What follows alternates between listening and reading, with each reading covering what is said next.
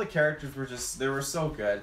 I mean, I love Drax too. Like, I'll give him a shout out because, and Wong gets a shout out, but Drax especially though, because when he's standing there, he's like, I perfected standing so still that I can't even catch me. He's eating. And he's like, how long have you been standing there? An hour. Like, it's so good. My movements are so slow; they're imperceptible. I love Drax. I just couldn't watch, and then Matt just, hey Drax, and I'm just like, and I think they're clearly hinting that they're gonna be like romantically involved in Guardians 3 because she seems like she has a big crush on him in this movie. So yeah. I know it wasn't like, I didn't think it was their death scenes or whatever, but for part of me, it actually felt like it was. Like, when Drax just turned into a bunch of, like, pieces and bricks, I was like, how the fuck are they gonna fight this guy? That's right out of the comics, too, because he, at one point, Wolverine, who was in the Infinity Gauntlet, he turns Wolverine into, like, little cubes and whatnot, and the way he made her into, like, a spring thing, that's ripped right from the comic books. At one point, he turned someone just to an ice block. Like, I love that. And I love the animation of it could look really stupid, but like it looked really well done. The visual effects for when he has these block things, and it was great. They really made you think, oh man, they're really gonna have to figure out a way. And that's why I liked when they figure out like Stark was pulling them all together. Like, we can't just mess around. Like, we gotta plan this out. And that's why I loved when you saw that first fight with like some of the Avengers and Guardians on Titan, and the way they're teaming up on him and doing all this stuff. Like, I love that they really had to plan on and use all these combo moves and whatnot, and it was believable because he was just literally trying to bat them away, but the second he'd go for one, another one would get them. And but how all their attacks were kind of centered on disabling the glove, and you'd always see them like wrapping around with something or hitting it so that you couldn't quite use it to its full extent. And another thing for Star-Lord, like Chris Pratt's kind of performance, like, yes, we got to see him face Thanos in that end scene and just the emotion come out, but when he was holding Gamora and like Gamora was like you promised or whatever, and just you could see like him say like you were supposed to go left, like he was supposed just to go right or right. He was just, you could feel it emanating off of him. He was breaking. He was breaking, Well, and you could feel that was with him being selfish, because, like, yeah, he knows the universe is on the line, but he would have much rather her go right and her be safe than about these stones and whatnot. And you know what? Because I didn't add Ebony Maw and Thanos to my list, because they're on villains, I'd have them separately. But, like, I'm going to also add Gamora as a shout. I think because she dies in the middle of the movie, I kind of forgot about it, but her scenes with Quill are great. Her scenes with Thanos are great. The scene where she kills fake Thanos and she's just like in shambles and crying, and then like Thanos, such an asshole, just like, oh good, you still care, and just like, you fucking dick, like fuck you, man, like leave her alone. Like, I actually gotta give a shout out to Zoe Saldana, who like is always good as Gamora, but she really brought the emotion and the scene, because I didn't give her enough credit in that scene with Thanos when they're talking, and she's just like, I hated this chair and I hated this room, and he's just like, yeah, and you told me all the time, and you tell me for 20 years, and for 20 years. And just the way that scene, like when he is torturing Nebula, and just the way she takes the sorry, audio listeners, did not mean to clap, but she like takes his gauntlet and is just like, stop it, like please stop it. Like, she was phenomenal in this movie as well. So I gotta shout her out, and maybe that was done on purpose, that these characters because I'm surprised by my favorites of these movies that are characters I wasn't seeing coming, but maybe that's a fact because they're going to be gone for Avengers 4. And that's why, because I did feel like Stark and Cap took a big backseat. Like, I felt like Stark was in space for quite a while, and then Cap got on a ship to Wakanda, and we didn't see them for a long time, you know, which makes me very worried for Thor. Just the fact that he got a lot of screen time in this one, and he's in Avengers 4. It's like, yikes, he's a big contender to bite it, but I really hope not. I still think Cap will be the one that makes sacrifice. This is what I'll pose to you, Taylor, because I was talking about this with Tyler off cast. For me, this movie, I'm always going to love it. It might be my favorite comic book movie of all time, tied with Dark Knight, because it's just for different reasons. But I do think this movie has a chance of faltering if Avengers 4 fixes things too much. Because when we were walking out of the theater, someone was like, oh, they're all going to come back. And I thought, oh yeah, of course, like Black Panther, Doctor Strange. But then I do worry of, like, what happens if they bring back Gamora? You know, like, what happens if Loki comes back? You know, I think Loki is a goner, but even something like Gamora, I think it's a nice moment of like, oh, Avengers 4, her and Star-Lord could reunite, but at the same time, it sucks, but I almost want her to stay dead. And like, that is my worry. I said to Tyler offcast that, did they just is this such a big balls out risky movie because they know, hey, we're gonna fix it all in Avengers 4. And that, for me, I will love this movie always, but my love for this movie could change if lots of the things that happen in this movie get retconned and they're kind of like, oh, that was the bad, you know, the bad parallel universe, but now we fixed it and everything's okay. I'm fine if someone like Gamora comes back, but we still lose a Cap or we lose other characters. Yeah. I just don't want everything to be okay at the end of Avengers 4. I do want some deaths to stick.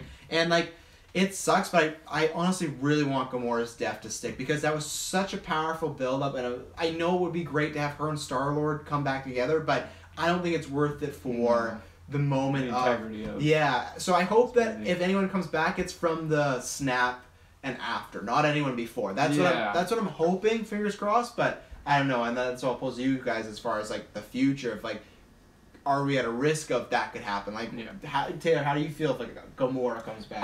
I don't want her to come back. I feel like, yes, Mantis is not someone that can replace Gamora, but I feel like with the Guardians, I feel like, you know, she's someone that fans of Gamora could, you know, transition over and really, like, kind of get to... You got Nebula. Like, Mantis. You got Nebula, No, Nebula's going to die in Avengers. But I feel like, you know, as far as, like, a romantic relationship goes amongst the Guardians, I'm much more down for, like, the Drax and Mantis at this point. I feel like, you know, we got a very good run. The Drax. The Drax and Mantis, yeah. I feel like we got a good amount of, like, the tension and relationship and romance between, like, Gamora and Star-Lord, so... Plus, I think give Star-Lord some good motivation for 3 because it's, like, this love that he had and it's gone, right? Where we kind of saw the ending of that relationship of... So you had Guardians where they're flirting, you have Guardians 2 where they get together. People might not remember this. In between Guardians Volume 2 and this movie, there's 3 years. So they've maybe been together for 3 whole years. Yeah. Or kind of been dating for that, so it's like...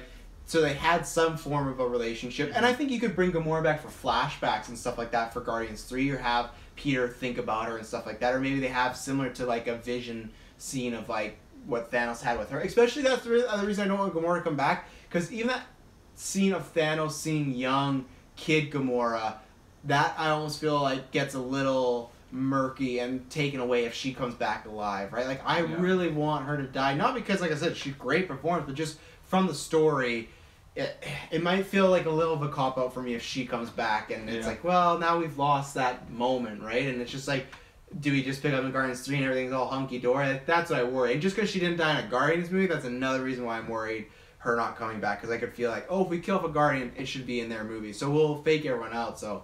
I don't know. I don't know. We'll have to see in a year. I think, the way I take it, she's dead. I mean, her soul is gone. It was just taken. You can look at it as it was a sacrifice to the stone. True. And that kind of overrides what can be kind of reversed. And I hope, yeah. This is my theory, in that basically they end up getting a hold of the time stone in some way, and as they're trying to kind of reverse things, Thanos, in an attempt to stop it, starts destroying some of the stones, and that stops them from being able to fully revert everything that he did, so that they're able to fix things to some degree, but and that's how some things stay permanent. And I hope so. I think that whoever died through Thanos or who was actually killed in the movie stays dead, and they're only able to bring back maybe some of the people who disappeared. I think too many disappeared for them to be able to bring all of them back, though. I don't think everyone. No, I think everyone that disappeared is gonna come back. Cause look at all the main characters. So many of them though, and I agree. Like obviously you got the Black Panther and Bucky and some of the other ones that faded away that will come back, but I think with things like Falcon and Bucky, if they were to kill him off, they still want to do it in a way that's made them not just dissolve. And same thing with Scarlet Witch. Like I still feel like I don't feel like any of our main characters that disappeared, their stories in there. I could see them coming back and then dying, but I think if they disappeared, they're gonna come back. Because I think it's the same. I think it works the same way. If they reverse the snap, then everyone would just pop back up, right? Yeah. So I think I'm really interested to see what they do with Avengers 4. Like, it's going to be, especially just even, like, how does Tony Stark just, I guess Nebula's there, but I'm like, how does he even get back to Earth, you know? Like, he just hop on Titan. Like, the ship they took there is gone. Yeah. He has no suit. Well, he has nothing. That's what he has Nebula, so I guess she'll find a way down to Earth, and that's what I'm very excited to see. Like, there has to be time travel, obviously, I imagine, in the next movie, and I'm very excited to see how they incorporate that, because that was the whole thing for me. I was always trying to guess when the Wakanda battle was gonna happen in the trailers. I thought it was the middle, but I was wrong. That was the end of the movie, that Wakanda battle. And that same thing, if there is time travel, like, does that happen right away and then you bring back all the huge, like, do you do time travel in the middle and then you bring back Strange, Spider-Man, so you all can fight Thanos, or is that how the movie ends, where it's like we go back in time and fix some stuff? I don't know. Avengers 4 is all in the air. I think you know, when you look in at a it, good way, yeah. a lot of like these very important characters die, like Spider-Man, Black Panther, obviously. But I think when we get to the next Avengers, you know, I think it's just gonna be an exchange of deaths. We're gonna get back like Doctor Strange, Spider-Man, Black Panther, and then we're gonna lose like Captain America, and you know, Bucky will come back. Maybe we could lose War Machine, Falcon will come back. Like, I feel like they're gonna do this exchange, and that's when you're gonna see, okay, these are the characters that are for real dying and are going to be removed now from the story. I think Cap is still gone. I've been saying that for years. I think so too. I think it has to happen, especially because it's like with him. I still feel like Stark got a good little arc here, especially with Spider-Man. But I still feel like Cap took a bit more of a backseat than Tony did in this movie. Even though he had some really good moments, I love all the scenes he had with Vision, and just the way Vision was just like, you know, why would I give one life for other? Just like he refers back to the line later, like.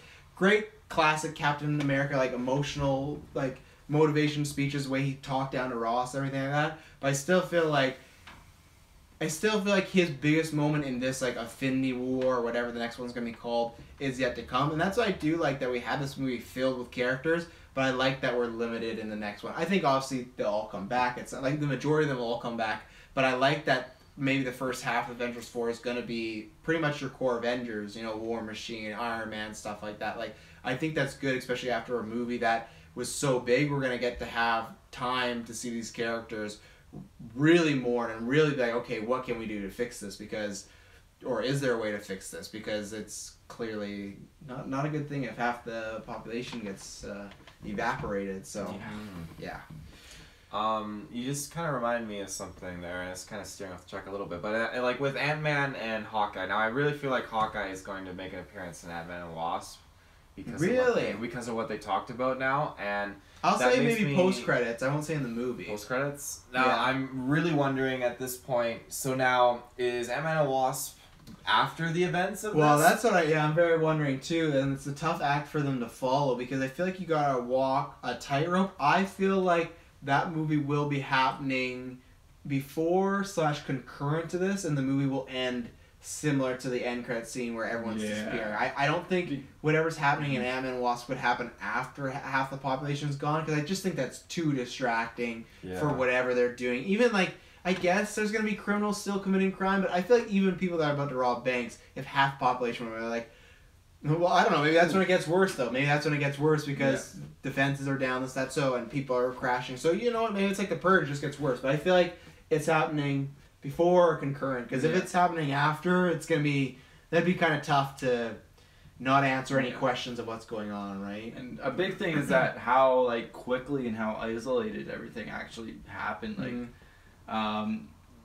like as soon as you see with the Black Order, the way they just kind of went in and got a stone and went out. They didn't really care to kill off any of like try and kill anyone specifically. They just wanted the stone and to leave. And then once they knew they're outnumbered, like, let's get out of here. And it literally happened within the span of a day too. Like, the timeline of this movie is very short compared to most even, and you kind of see, especially with Nick Cage and his assistant there. I don't remember his name. Who and his assistant? Nick Cage.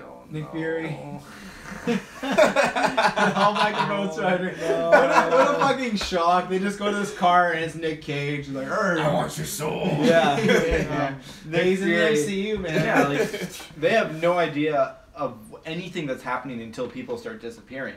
They have an idea that there's something happening in Wakanda. That's what they know that, like, but it does feel like nothing's really affecting them at all until people start disappearing. It just feels like they're so minor in all these movies. All the other Avengers are halfway around the world. They're in space and they're just on a computer. Hey, it looks like they're in Wakanda. There's power surges there. It's like, what the fuck are you guys actually doing? You know? So driving their helicarrier. Well, let's talk about that right now. They don't even have that anymore. It's just a fucking car. Let's talk about that. So only one post-credit scene. It's very simple, but I said that in the prediction. It sets up Captain Marvel, and it's perfect way to set up that movie because you're gonna get to learn about her, and I think it's gonna be very, very similar to Captain America: The First Avenger, where that movie started with, hey, they found an iceberg, what's in it? And then it was Captain America's story, and that end with him waking up in New York and like, oh, present day, everything like that. I think that's how this movie goes, where the movie either starts with her getting a call and she's thinking about how she met Nick Fury and all this and everything like that, or ends with her getting that call, jumps forward. Because Captain Marvel takes place in the 90s. It's a prequel. So it's perfect that we're going to learn about her character, learn why she's so important, and then it's a good cliff note to be like, oh, and she's coming, obviously, in Avengers 4. So I thought the end credit scene was perfect. I was wondering, oh, is this where we're going to see Hawkeye or anything like that? Didn't even see Hawkeye at all in this movie, so... He wasn't even in the credits, I don't think. No, saving him. I feel bad putting him in the thumbnail. Yeah, so Taylor Thumbnail's just the Hawkeye's face. Taylor took an actual photo, like a poster from the movie, and then when he sent me the thumbnail, oh, looks good. He's like, I even added Hawkeye in there. No Hawkeye. They made such a big deal about Hawkeye. You know, I thought, well, I'm gonna give him his fame because I feel like he's being totally taken out of this equation. They did. I did think he was going to play a role just because they were being so coy about it. But really, when they're like, "Yeah, why isn't he on the poster or trailers?" Well, because he's not in this movie. Well, he's the first OG Avenger to not be in an Avengers movie now at this point. I guess you're probably right with that one. Yeah. Yeah, I guess so. I don't know. Nick Fury had his quick little scene in Ultron. So I guess so. Which is it's kind of nuts. So I'm a big Hawkeye fan. He just better have a big fucking role in it. Not big, but just like a sizable role. I think he's for sure gonna die now because he's another one that I think could be a goner just because he'll have a big moment in Avengers 4 and maybe save his family or something like that. Well, they said that his family's on house arrest, right? Well, Or who did they say? They said the term house arrest. They didn't say how. Well, I don't know if they said. I guess they might have said house arrest, but because they lumped him and Scott together. Yeah. Because Natasha said, because Scott and Clint's families, they did some house arrest. And in the trailer for Ant-Man and the Wasp, he is on house arrest. So I guess maybe it's something where they fought against the Accords, but they maybe cut some sort of deal of like, hey, if you protect my family, I'll be doing what you want to do. So that's the thing. Hawkeye.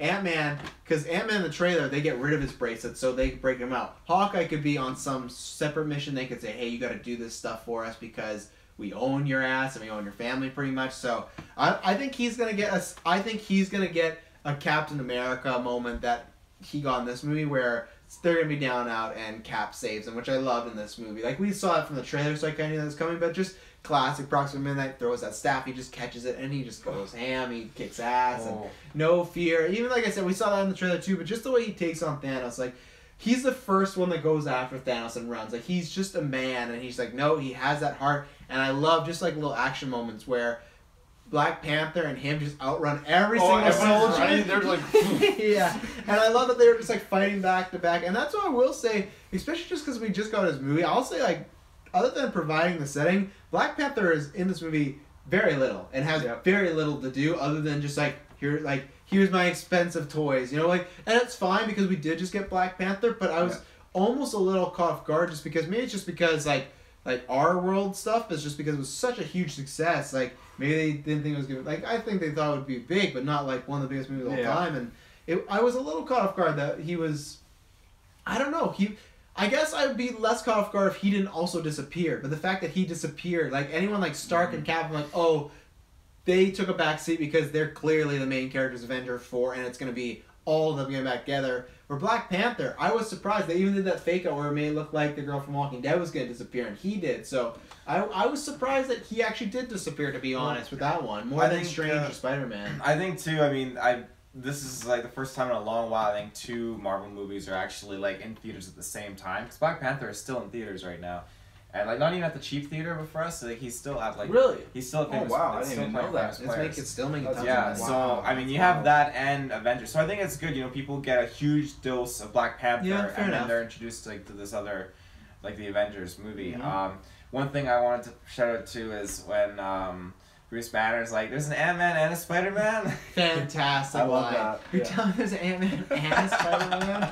And you know, I will say this is another thing that was in the trailers that was not in the movie. There was a moment in the trailer where they showed Black Widow, and it was Hulk like walking up to her, and it looked like he was working on the Hulkbuster suit. It was like but that was not in the movie. So the only Nat and Bruce moment they had was just that great line by Falcon when he's like, "This is awkward." But there's definitely a scene where they had some sort of conversation, and either they felt it didn't work for the movie, or they felt because, honestly, many fans have said this, I'm kind of in the middle, but lots of fans don't like the Bruce and Natasha thing, so maybe this was just a way to acknowledge they have a past romance, but really, that is just in the past now, because that scene did not happen. Banner just showed up in the Hulk suit, and that was just like, hey, how's that going for you? Like, there was no setup for it. I don't even know how the Hulkbuster actually got there, but, you know, like, it was good that they acknowledged it, you know, it was, you know. Yeah. Classic MCU, they don't leave anything behind, you know, so. I have one big thing I want to shout out that, like, I don't dislike it enough that I don't think it would dock me any points. It just maybe took me out of the movie. I don't think Peter Dinklage should have been in that role. I think it took me and a lot of other people out of the movie because everyone I felt was, like, laughing because it's like, that's Peter Dinklage, and they were talking like, that's Peter Dinklage, and like, I'm not trying to be mean. I also felt like people were laughing because it's like they took the little person and made him like a big person. Like I felt like that's why a lot of people I heard like just like, and the voice he was doing I wasn't the biggest fan of. I don't know what it was. So like maybe on rewatch it'll be different. But that character came off. There's things that are meant to be cheesy in the MCU or comedic that maybe came off a little out of place. I almost wish it was like a no-name actor because the second was Peter Dinklage, and I knew he was in the movie, but I thought he wasn't going to be playing a mocap character and would just be the voice. The second I saw him, it honestly did kind of take me out of it for a bit. I kind of wish it was a no-name actor because that role's so minor. You don't need to go get fucking Emmy Award-winning Game of Thrones leading Peter Dinklage. Like, you could have got any actor or any other like man of his stature. Like, I don't know. Didn't really work for me. It didn't hurt me enough to, like I said, I wouldn't dock it points. But I don't know. I have to wait on rewatch. Yeah. It was a little awkward. Yeah. I felt. But yeah, no, it didn't bother me either that much. I think the initial just kind of like shock of seeing him in that role kind of hit me. But after that, I was fine with it. Yeah. But yeah, it did feel a little quirky and out of place almost. Well, especially too because like I feel like you have a few now, like a Benedict Cumberbatch, or you got like Brie Larson playing Captain Marvel, but like for most of the phases, they took relatively unknown people, or someone like Downey, who was like used to be very popular, and his fame kind of died down. Like I'm so used to characters very much like Star Wars, where you have like Daisy Ridley and Oscar Isaac and John Boyega. The very beginning of the Marvel MCU was very much like, hey, we're taking people that aren't really associated with too much and making you think that's Captain America, that's Thor, or Peter Dinklage. Anytime I see him, I think, well, that's Littlefinger, fuck. That's Tyrion. Like, that's what I think of, right? Like, I don't think... And that's why I think with Josh Brolin it works, because he's a purple man. I don't see Josh Brolin, I see Thanos, right? Where this... And because Peter Dinklage is so big in this movie, his face is just... You can't avoid his face. Right like, this is Peter Dinklage. So I think... I don't even know if it was bad acting. I think that's why I say when I rewatch it, knowing it's coming now, I won't be so shocked, like, oh, Peter Dinklage is in the house, you know, like it felt a little off for me, but who knows? So someone in the live chat, R.I.P. Spider-Man, Groot, Star-Lord, Gamora, Drax, Black Panther. Yeah, other than Gamora, I think they're all coming back, you know. So, but you never know, Gamora could come back too. Is there anything we wanted to shout out as far as, you know, I don't know. We've talked. It's tough because I feel like you could talk about this movie for hours because so much happened. But at the same time, I almost need to watch it again to talk about because there's so much stuff. I feel like I'm forgetting because there was a lot to digest. My brain just went shot once I saw Red Skull. So I'm it's kind of tough. Fuck. Yeah. I mean, I think it just. The cinematography and the effects were absolutely amazing. Especially the war scene too, I love. Just like they had Falcon and War Machine when he's just like they're dropping bombs and stuff like that. And surprisingly, those aliens, I can't remember what they're called. It's gonna bug me. I'm off my comic book game tonight. I'm emotional, but like when they're like killing themselves and they're like, oh, they're killing themselves. At one point, Captain America was like up in front of them and they were like covered in blood and burns. Like that was gruesome. Yeah, surprisingly. Yeah.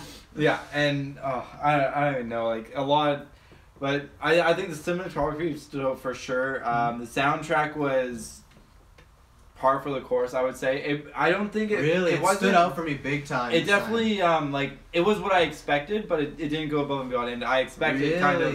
I'm not saying that like it was average. Like it was. I was expecting it to be really good, and it was. But there weren't any moments that were like like way over the top blew me away, I guess. I think for me it was the ending of when she's trying to destroy Vision, and just then once everyone starts disappearing, when it was very quiet, and then it went into the end credits, and the end credits was like, it was like kind of action, like more heavy music, but it was still like almost quiet heavy. I actually thought the score stuck out quite a bit for me in this movie. Like for me it went above and beyond. Oh, so, yeah. I still really liked it. I thought Yeah. it was amazing, and I think I thought about this like halfway through this review here. I just want to make that this mention is that Thanos for me felt like Anton from No Country for Old Men. Oh yeah.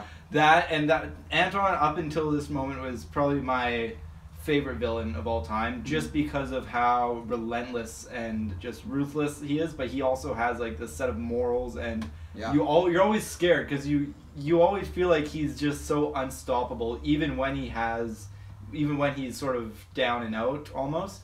And you're always like, okay, like when's he gonna snap and just turn things around? And that Thanos is the first villain since then that I've seen that movie to give me that feeling again.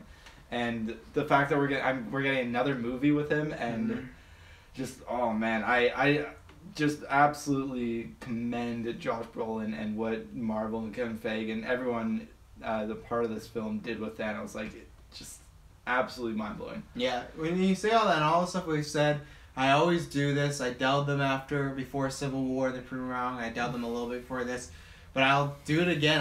I'm very interested in Avengers 4, but I think it's gonna be a very tough act to follow. But I do think they will do it just because they're good. They're just so damn good. But like, I love how you doubt it. You still get do. one upped every time it's you see just them. And because you doubt I it. just always look at Civil War, which is my favorite MCU movie, and then I look at this, which I think is maybe my new favorite MCU movie, and I just go, like, how can I get better than this? You know, like, this is like the peak. Like, I don't like, you can convince me when we get like Fantastic Four and X-Men in here, because I'm like, okay, then we have these new heights. But like with this, they use the toys that they have and they use it so well. I guess like for me, two things I wanted to shout out because just completely forgot. Really enjoyed Vision and Scarlet Witch's interactions at the beginning, and I love that he was just so full on just devoted to trying to protect her in those scenes. And I loved the scenes when he was like human, like Paul Bettany or human Biz or whatever, and really liked that, and really liked him just trying to do anything to protect her. And it was good seeing Pepper Potts. I don't know if that's foreshadowing that they are going to have a kid or whatnot, because I feel like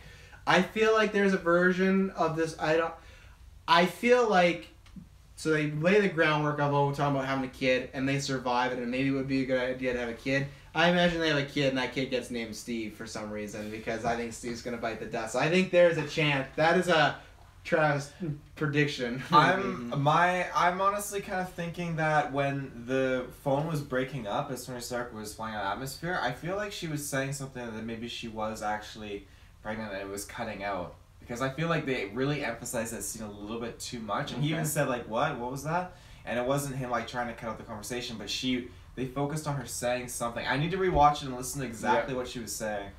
So. Yeah. That'd be wild. Because for some reason, I don't know why, even after he got stabbed, I still think Iron Man's safe.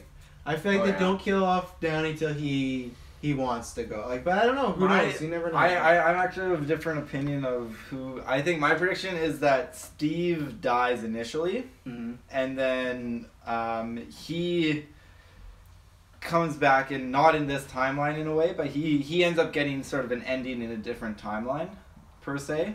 Whereas Downey dies sort of permanently, and then if there's the kid involved, kind of the kid is kind of brought up and like sees like a statue of him or something.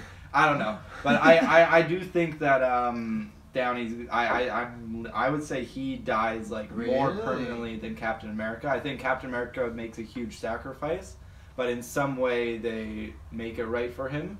And give him like a good ending. I would agree with you if he had sacrificed in this movie, but I feel like in Avengers 4, I don't know if we get. I think we only get one big sacrifice kill moment. Like, I still feel like Thor is safe. I feel like Black Widow is safe.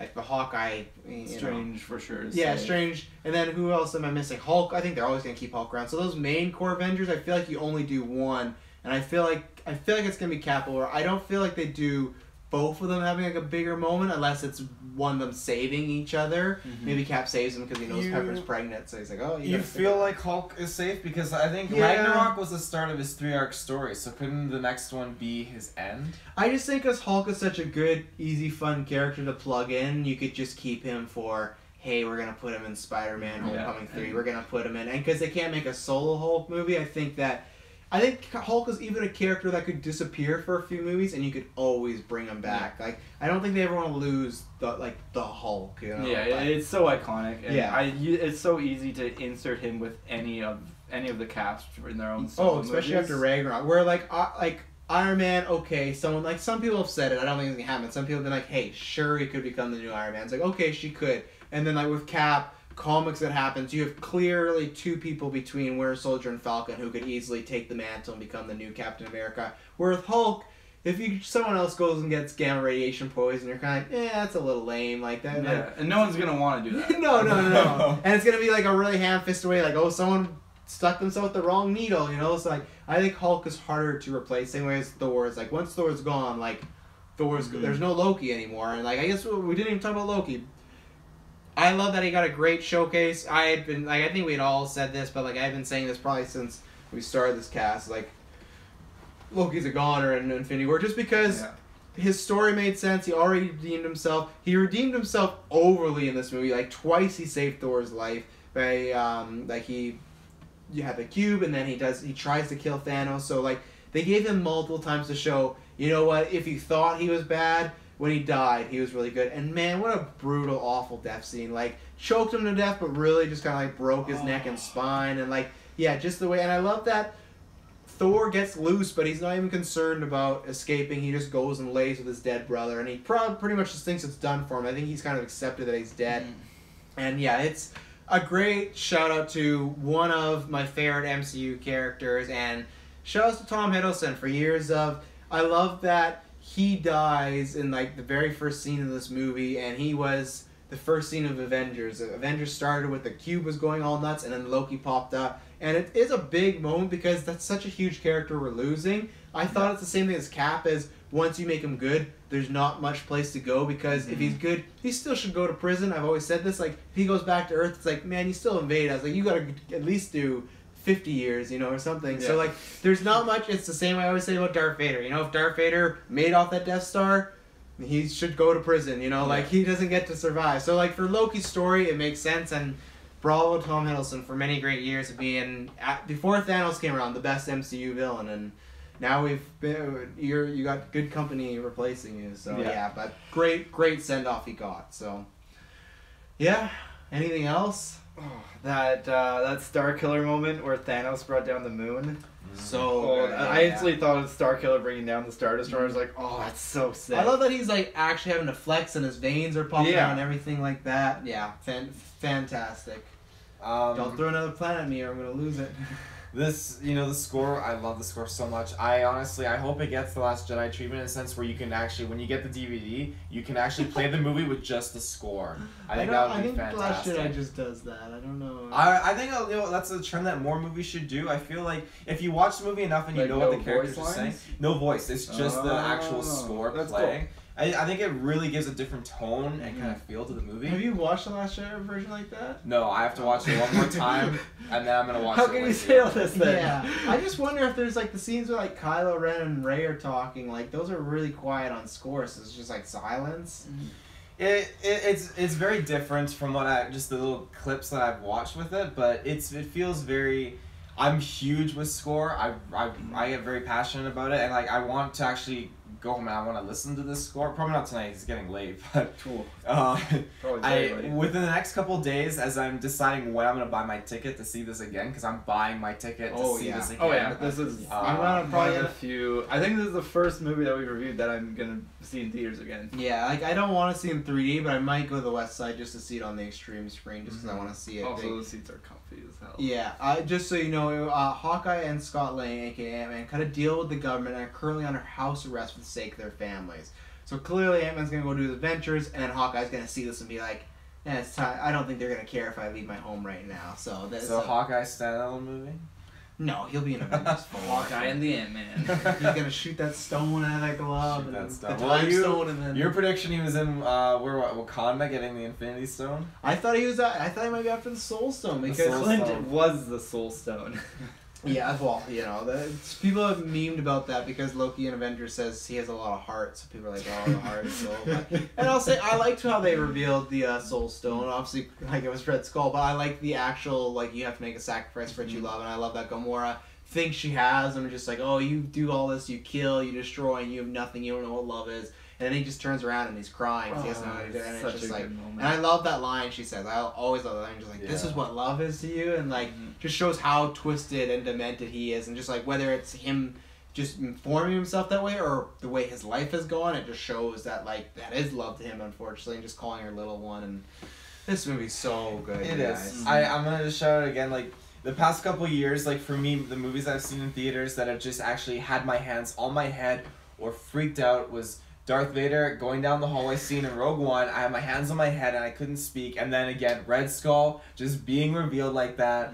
I can't get that out of my head. It's so good. It was so unexpected. Yeah, just because it was like we said, it was fan service, but at the same time just felt right. It had made sense, and yeah, like I said, he could end there, but man, I still want him to. I still want him to find a way to Earth somehow. You know, I want to see that Red Skull motherfucker running around. Captain be like, where have you been for the past decade? Like, I've been fucking flown up. I'm like, I have no legs anymore. Like, obviously, if he comes back, he should have some legs, but I don't know what his plan would be because I think after that you would not want to mess with the stones. So yeah, I think he's in the Soul Stone right now. I think he's Yikes. like he's stuck. He could be. He's an Thanos entity just woke that's part up. of the Soul Stone, and as the Soul Stone says, it captures souls, as it, in its essence. And so like there's like a whole other universe of all those souls just doing their thing, and he might be part of that. And who knows? Maybe he has a role in Avengers 4. maybe that Soul Stone breaks out. Just And wild.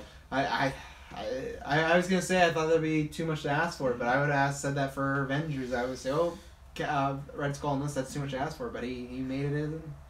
I have a question for you. The comics. I always thought the Soul Stone, because there's always like the small little ones on the knuckles and the thumb, but then bigger? the Soul Stone. Yeah. I always thought the Soul Stone was the one that goes in the middle, middle, because It's there's more- always so much importance and mystery around the Soul Stone. Yeah, if for some reason the movie was a lot smaller, I guess because it was in Vision's head and they didn't really think about that when they did it. Well, that was the Mind Stone though. I always thought the Soul Stone went. Oh, yeah, I guess in, it like, was, yeah. I thought And the he Soul just put Stone it- was the main one that goes here. Oh, yeah, but no, he put the the Mind Soul one there, Stone yeah, on his thumb, I think. Yeah, it was on his thumb, which also I'd have to look, but I think some of the stones are a little. I think from some of the comics, they're not colored the exact same way as the comics. No. Like I think Yeah, that just kind of surprised me because I always thought the Soul Stone was like the main one. Yeah, and it makes sense, but I guess because he acquired that fourth, he's like, I can't put it there. I gotta Yeah.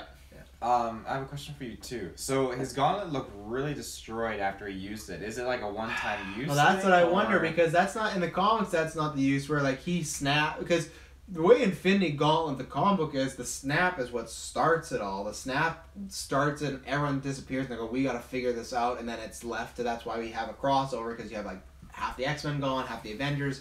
So the comic book starts with the snap and then it's after that, and he still has the gauntlet and other people get the gauntlet from him. Yeah, it looked pretty damaged. So like it does look like that was like a one-time use sort of deal, but I don't know. I guess we'll find out. Maybe there's ways of repairing it. I don't know. And I will say, perfect way to end the movie with just him watching the sunset, like he said he would. Oof. I like cutting how to black. Yeah, I like how it also like when Thor is like, what do you just do? And it looked like Thanos didn't even really know exactly what happened because he had that one spiritual moment, and then it like came back to reality. And then he looked at like it was a very quick shot, but he looked at the gauntlet and it looked like he was shocked that it was so destroyed, and he didn't know what was going on. So it kind of adds to that level of like what they can do with the next one in terms of how they're gonna beat them, and it kind of shows like he accomplished this, but to what end? And he doesn't even fully understand what he did, and just kind of shows the power of the stones. And, Oh yeah.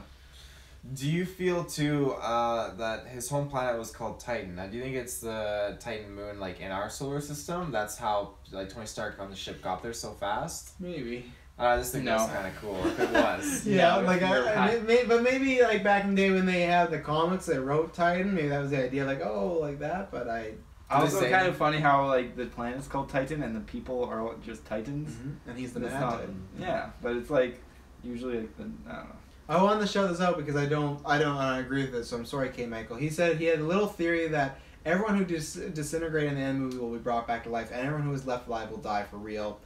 I can't agree with you there. I don't think in one movie they're gonna kill Black Widow, Hulk, Thor, Iron Man, Cap for good. I really don't think so. So that if it happened, yeah, that would be nuts. But I feel like you could lose 2 or 3, but not all of them. I think that's a little. You can use Hemsworth.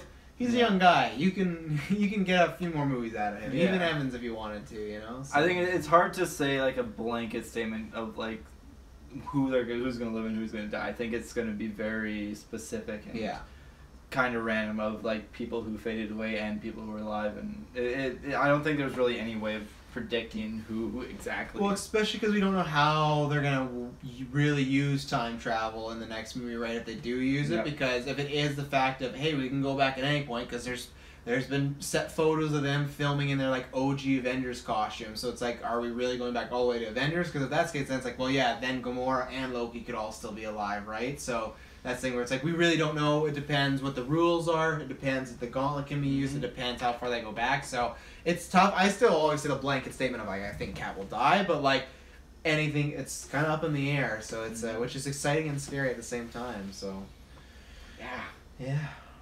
Anything else or final thoughts on a rating? I got nothing. I think I will go first. I will say, because there's not much more to say. I've said so much praise for this movie. I will say this. I've said this on a couple other casts. When we started this podcast, there was about 5 or 6 things I really couldn't wait till we got there to review them.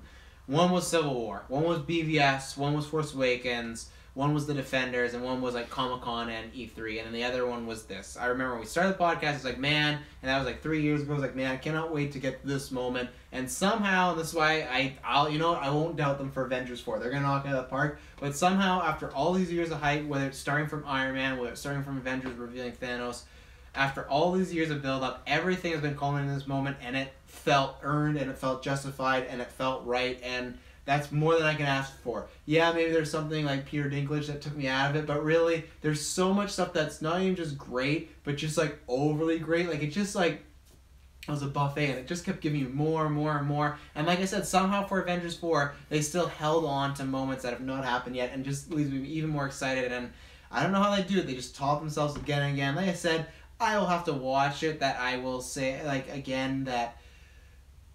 To say this, but it is probably tied with Dark Knight for my favorite comic book movie. Who knows, I would watch it again and feel differently, but just the experience I had watching this is very much like Civil War, but I love movies that have a bit more emotional impact. This movie definitely had that, and I love movies that when the stakes are raised and it has an epic feel, it feels epic. That's what was great about the first Avengers. That was the first world-ending event. This is like the first universe-ending event, and this felt so much like a comic book. This felt like a comic book crossover event. Everything meshed so well, from Doctor Strange to Guardians to Iron Man. It's like for like a comic book film, it's just nearly perfection, and bravo, and I'm giving this a solid 10 out of 10. Travis, what am I supposed to say? Jesus, 10 out of 10. That was going to be my nickname.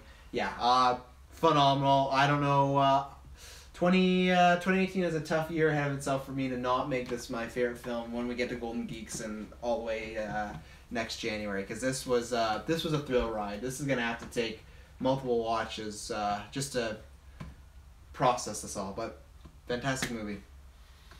I remember seeing the first Avengers in theaters. I remember seeing Age of Ultron twice in theaters. I mean, just it's incredible to finally be at this point in time seeing Infinity War. Yeah. And being in a podcast now, like, to actually get to talk about this and review it just feels fantastic.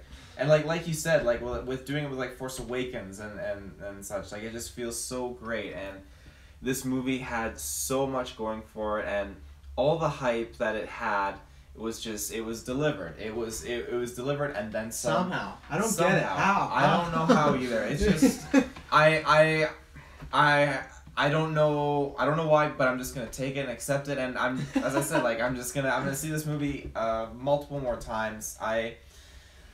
I think that from the development of the characters, the emotion and the struggle and the journey that you go through with all these characters and the storyline, it just totally pulls you in. And there's not enough movies out there that do that. You know, James Cameron is freaking out right now about, have you heard about that? Yeah, oh, that's hilarious. You know, he's freaking out, but you know, sit down, James, watch this movie, you're gonna feel something, you know?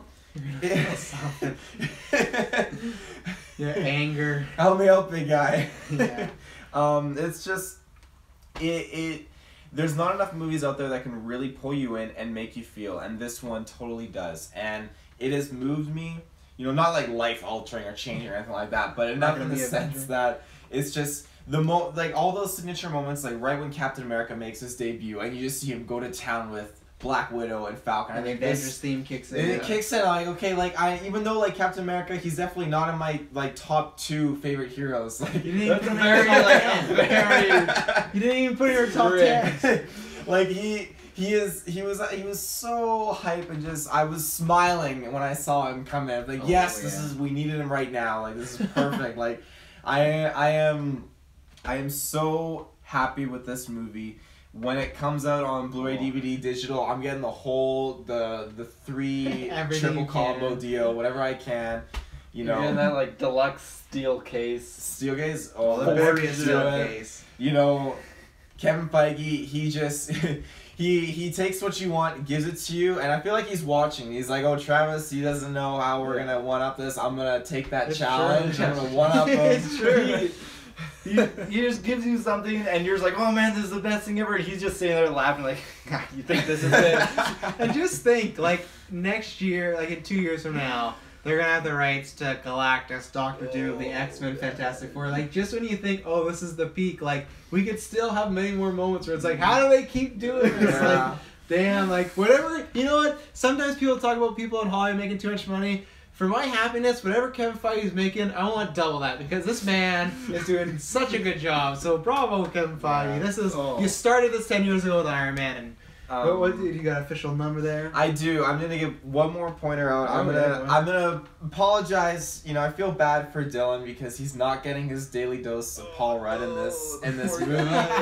I think the Red Skull will make up for it. I think he's gonna laugh. I think he's gonna do a song. It is just such a moment. You're like, what? Yeah. Like Red Skull. Like it feels like fan fiction. It feels like someone's writing the script and then it's like, and then Red Skull popped out. Like and then it happened. Red Skull is a fucking floaty ghost, and it's just like, we don't see him again. It was worth it for years of build up. Like, everything I wanted just happened. Yeah, but I'm easily 10 out of 10. Oh yeah. 110%. 10 out of 10. Yeah. For me, as I said at the start, this movie just gives you a full range of emotions. Mm-hmm. You had that kind of thriller, nervous part where I was like holding my face, biting my nails a little bit, like, oh my god, what's happening? That just absolute shock where I'm just leaning back in my seat.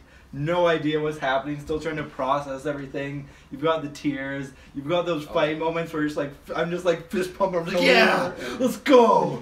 And oh my gosh, just the full range, and everything just delivers consistently. At one point I said to Briggs, like, we were in an hour and I'm like, we're not even an hour in, and all this stuff's happened, and it was crazy. It was nuts. Like, never felt like they wasted a moment of screen time. Like, it was just so happening. Relentless. Everything's happening, and right from the start, right from the very start, and all the way to the end. And they did it. They paced it so well. And I said this about A Quiet Place, and I'm gonna say it again about this: is that despite things just constantly happening, they managed to pace it well. That you didn't get burnt out. They kept you right on the edge, and you During never. a quiet moment, like Thanos and Gamora talking or something like that, or like Thor. They did it without you getting kind of like bored of those moments, but you were on the edge of your seat for a different reason, and you kept going back and forth and back and forth. And I remember I was talking to Travis about this, but I was in the washroom after the movie, and there was these kids who were they're maybe 8 years younger than me, so they're probably about 14 to 10 or something.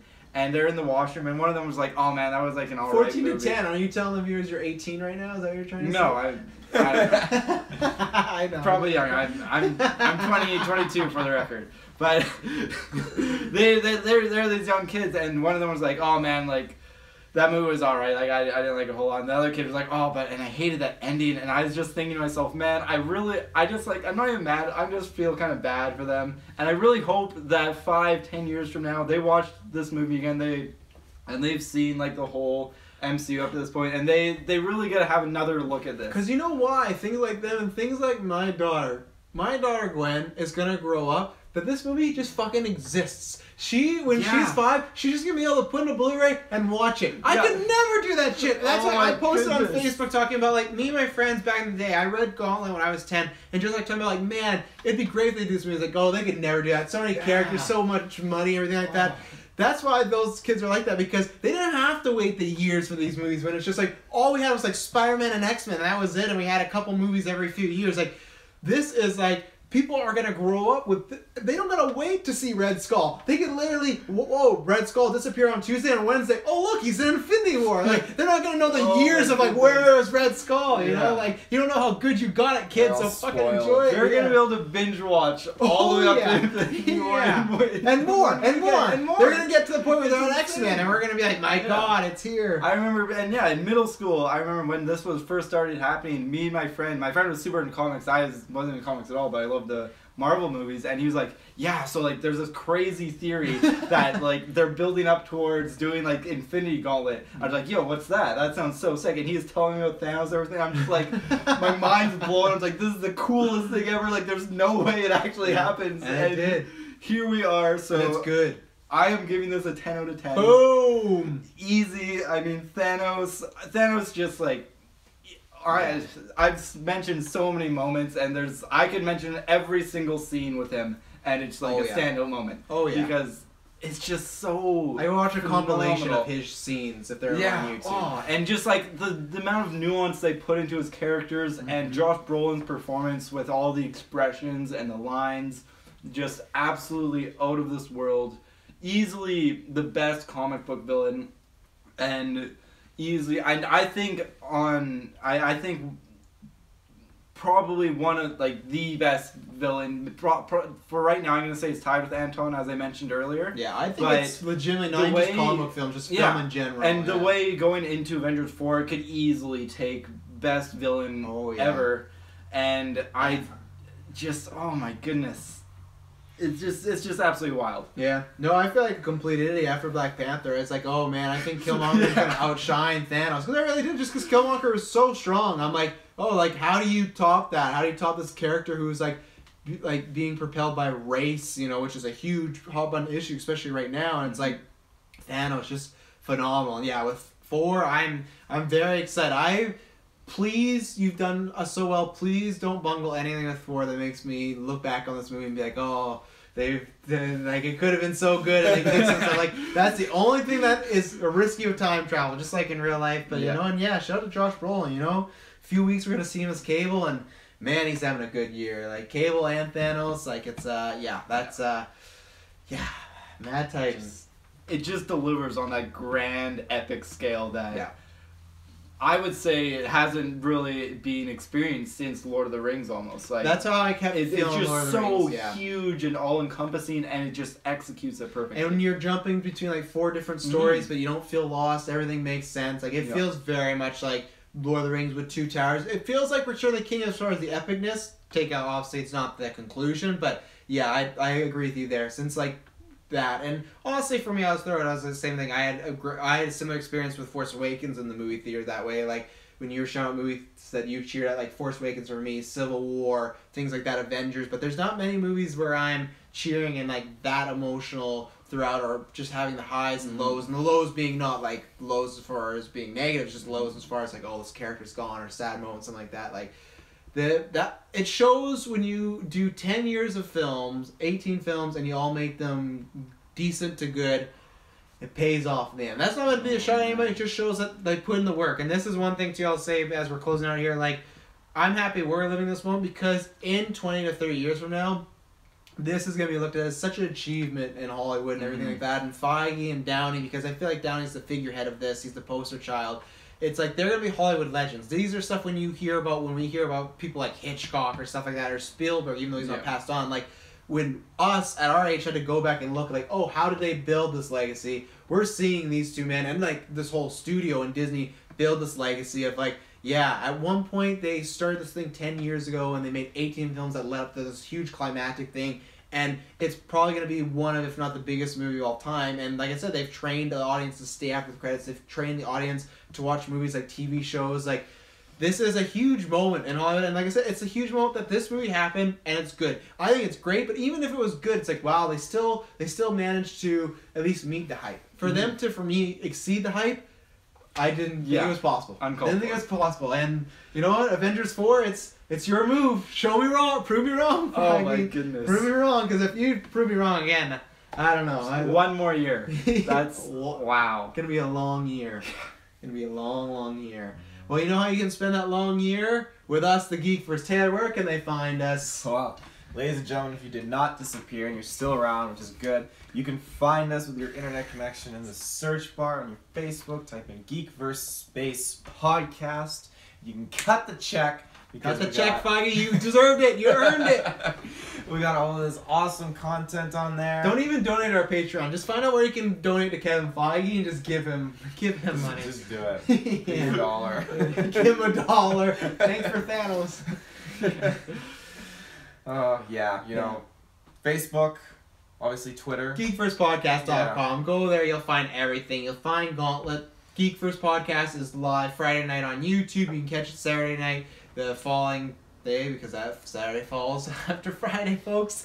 Yeah, and then May's coming up. We got a big month there. Deadpool 2's coming out. Han Solo. If you like what we did here, if this is your first time tuning in, please subscribe, like, review. That helps us. That helps us get out there and meet new fans. We love interacting. As you can see, it's very loose, casual conversation. It's just like a bunch of friends outside the theater talking. And we hope if you're new, we provided you that entertainment and you stick around. And for anyone that is old, whether you've been here from day one to just a few weeks in the Marvel Retro or in a GeekVerse, maybe you caught the Quiet Place review, thank you for the support, because nights like this, yeah, I'm just happy that even just one person listened to this, but really, it was fun. I thank you, Tyler, I thank you, Taylor, for joining us, because this was a friendship bonding moment night. This was something that it's just, these are one of the moments I look back, it's like, man, I love being like a movie fan. I love that we do this podcast because we don't make $1. We don't, this is a pure hobby, but we thank anyone that's stuck by, and thank you for supporting us as a hobby, and we will see you next time, and I promise you it will not be boring. Later, nerds. Oh.